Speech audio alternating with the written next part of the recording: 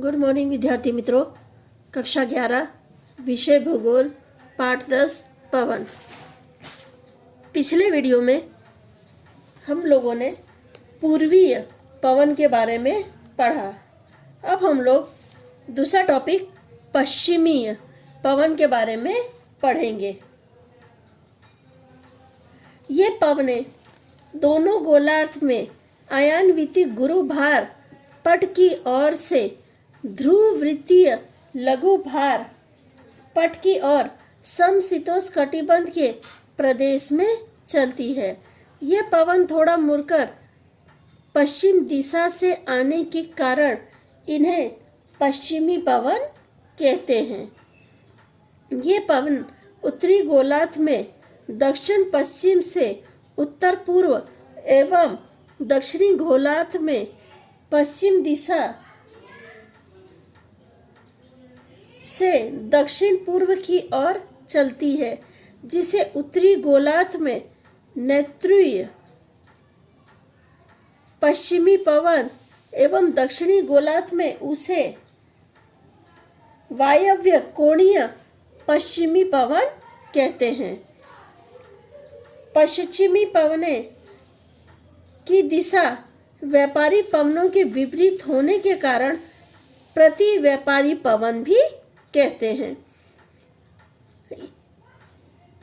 पूर्वी पवन के बारे में पढ़ा था कि व्यापार में वो पवनें मदद होती हैं, जिसकी वजह से उन्हें व्यापारी पवन कहा जाता है। और पश्चिमी पवनें व्यापारी पवनों के विपरीत होने के कारण इसे प्रति व्यापारी पवन भी कहते हैं। ये पवन गर्म प्रदेश की ओर से ठंडे प्रदेश की ओर बहने के कारण ठंडी पड़ती है एवं महाद्वीप के पश्चिमी किनारे आए हुए यूरोप, कनाडा, चिली आदि विस्तारों में 12 महीने वर्षा प्रदान करती हैं। तीसरा है ध्रुवीय पवनें। ये पवनें दोनों गोलार्ध में ध्रुववृत्तीय गुरु पट्टे की ओर ध्रुववृत्तीय लघु भार पट्टे की ओर चलती है। ध्रुव पवनों की ओर चलने का कारण इन पवनों को ध्रुवी पवन कहते हैं। ध्रुवी पवन उत्तरी गोलार्ध में उत्तर पूर्व से दक्षिण पश्चिम एवं दक्षिणी गोलार्ध में दक्षिण पूर्व की ओर उत्तर पश्चिम की ओर चलती हैं। ध्रुव की ओर से आने वाली यह पवनें अत्यंत ठंडी होती है, जिससे जिन प्रदेश पर से होकर ये पवनें गुजरती हैं वहां शीतलहर छा जाती है। क्योंकि ध्रुव की ओर से बहती हैं तो ये पवनें काफी ठंडी होती हैं, जिसकी वजह से ये जिन प्रदेशों पर से गुजरती है वहां पे शीतलहर छा जाती है। इन ठंडे पवनों में वाष्प धारण करने की क्षमता नहीं होती, जिससे इन पवनों द्वारा वर्षा नहीं होती। ध्रुव की ओर से आने वाली ठंडी पवनों को समशीतोष्णकटिबंध के गर्म पवनों के साथ संगम होता है, तब यह चक्रवात एवं प्रति चक्रवात की परिस्थिति का निर्माण होता है। हमारा दूसरा टॉपिक है मानसूनी पवन, जिसके दो उपविभाग है, गर्मी के मानसूनी पवन और दूसरा ठंडी के मानसूनी पवन। पहले मानसूनी पवन के बारे में हम जानते हैं। पृथ्वी की सतह के कुछ प्रदेशों में पवनों की दिशा ऋतु के अनुसार बदलती हैं। इस प्रकार ऋतु के अनुसार बदलती दिशा वाले पवनों को मानसूनी पवन कहते हैं। भारत, पाकिस्तान, बांग्लादेश, म्यांमार, श्रीलंका, चीन, कोरिया, जापान, ताइवान आदि मानसूनी जलवायु वाले मुख्य देश हैं। यानी यहाँ पे क्या है, मानसूनी जलवायु देखने को मिलती है। इसके अलावा उत्तर ऑस्ट्रेलिया, नाइजीरिया, घाना एवं यूएस के दक्षिणी भाग भी मानसूनी पवन के अंतर्गत आते हैं। मानसूनी पवन को दो विभागों में बांटा गया है, ये मैंने आपको बताया। जिसमें पहला है गर्मी के मानसूनी पवन। उनके बारे में हम जानेंगे थोड़ा बहुत। गर्मी में एशिया के दक्षिण पश्चिमी जमीन किनारे पर ऊंचे तापमान के कारण यह हल्के दबाव का निर्माण करती है।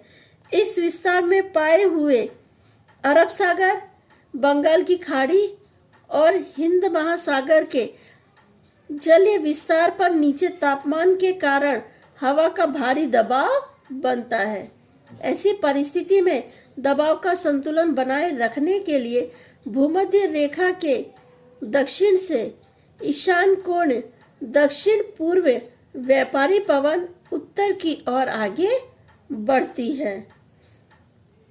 भूमध्य रेखा के पार करके इन पवनों की दिशा बदलती है और वे नेत्रकोणीय मानसूनी पवन बनती हैं। ये पवनें गर्मी में मानसूनी पवन के नाम से जाने जाती हैं। ये पवनें विशाल जल विस्तार पर से चलने के कारण वाष्प से परिपूर्ण होती है, जिससे इन पवनों द्वारा समुद्र किनारे के प्रदेश से अत्यधिक वर्षा होती है। इन पवनों को गर्मी में उच्च प्रदेश द्वारा अवरोध उत्पन्न होने से पवनों की वाताभिमुख दिशा में भारी वर्षा करती है,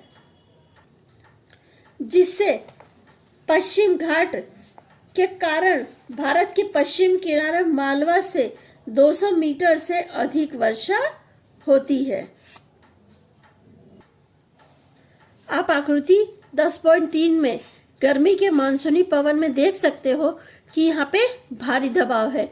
भारी दबाव से पवन जो है हल्के दबाव की ओर चलती है, यानी भारी दबाव से हल्के दबाव की तरफ पवन चल रही है।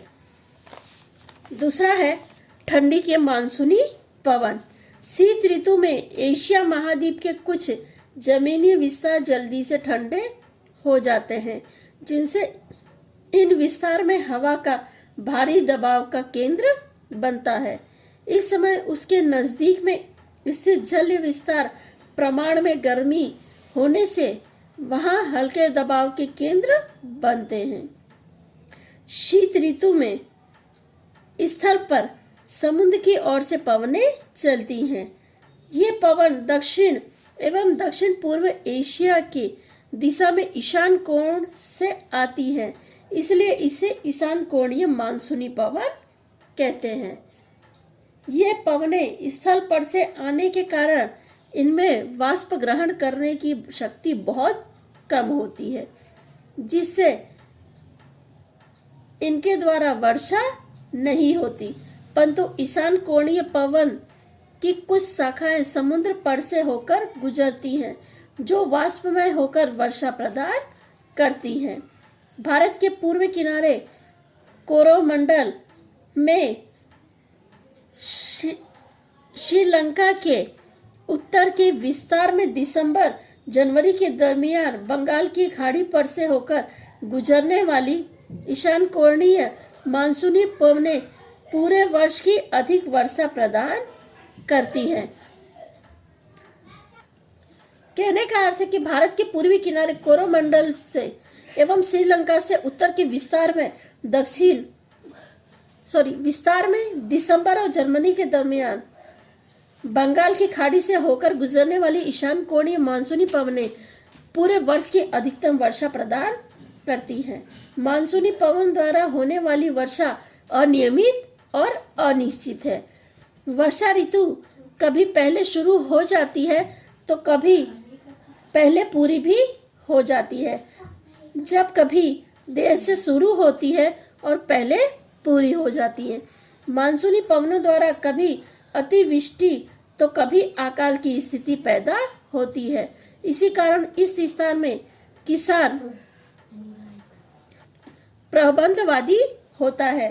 भारत में वर्षा अनिश्चित के लिए मानसूनी पवन ही उत्तरदायी है। मानसूनी पवन की वजह से भारत में जो वर्षा है वो अनिश्चित देखने को मिलती है।